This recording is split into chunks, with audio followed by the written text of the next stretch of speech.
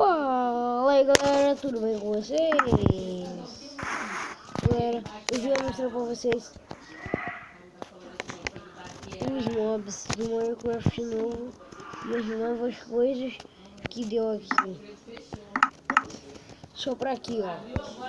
Galera, tem a cama de diversas cores. Espera aí. Eu acho que esse vocês já conhecem. Daqui, já me esqueci dele. Tem a cama branca, cinza escuro. Aí tem essas camas aqui, galera, que é muito maneira. Galera,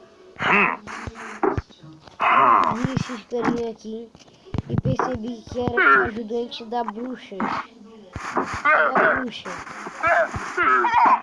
E eu acho,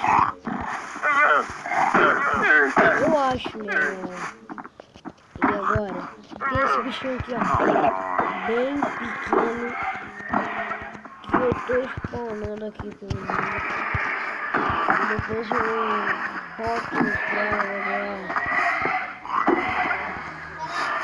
Todo mundo vai querer me matar, né? Esses bichinhos. Eu tô quase batendo em tudo. Agora, galera, a gente vai ficando por aqui.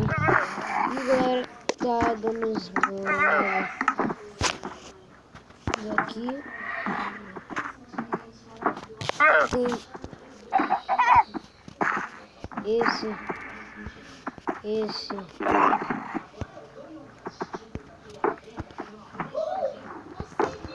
é um tempo de terra, é um tipo de terra.